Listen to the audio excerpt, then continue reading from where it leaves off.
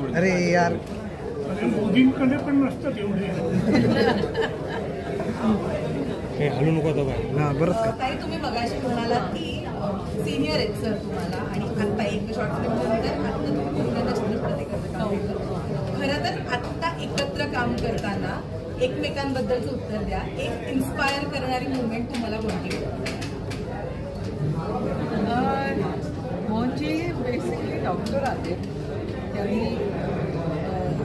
मानसोपचार तज्ज्ञ आहेत. त्यामुळे मला वाटतं त्यांची जी कॅरेक्टरकडे बघण्याची जी एक दृष्टी आहे ती मला ह्याच्यामध्ये प्रकर्षाने जास्त जाणवते. आपण कलाकार असतो, प्रत्येक कलाकारच दुसऱ्या माणसाला समजून घेतो किंवा ते कॅरेक्टर म्हणजे दुसरा माणूसच असतो आणि त्यांना समजून घेऊन आपण काम करतो. पण त्या फील्डमध्येच असणारे आणि त्याच्यामध्ये अभ्यास केलेले असे मानसोपचार तज्ज्ञ ते कॅरेक्टरकडे कसे बघतात त्याची मला या फिल्ममध्ये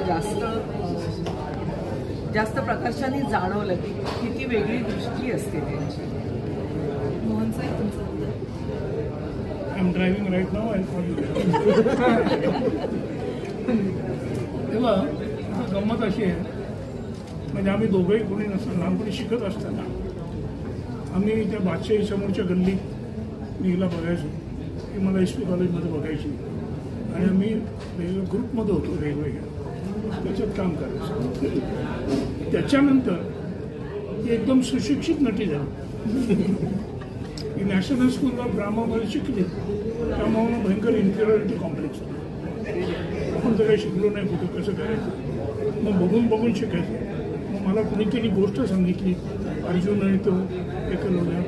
म्हटलं मग आपण तसं करायचं, त्यांच्याकडे बघत शिकायचं आपण. आणि मग नंतर जी भेटली ते तुम्हाला कल्पनाच करू शकत नाही. तुम्हाला कुठं भेटली असेल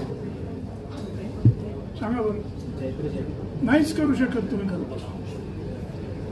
लंडनमध्ये रिव्हरसाईड स्टुडिओमध्ये रिचर्ड ॲटनबरो यांच्याबरोबर रोहिणी आमच्या काशीराम कोतवाल नाटकाला आल्या होत्या. इनफॅक्ट असं झालं होतं की त्यावेळेस गांधीचं कास्टिंग पण अजून होत होतं. म्हणजे माझं कास्टिंग झालं होतं. मी पहिल्यांदी का दुसऱ्यांदी गेले होते रिचर्डला भेटायला आणि तेव्हा आणखीन कास्टिंग चालू होतं. तर त्यावेळेस काशीराम कोतवाल इंग्लंडला आलं होतं. त्यामुळे मी खूप एक्सायटेड होते की मराठी नाटक आणि नाटक म्हणजे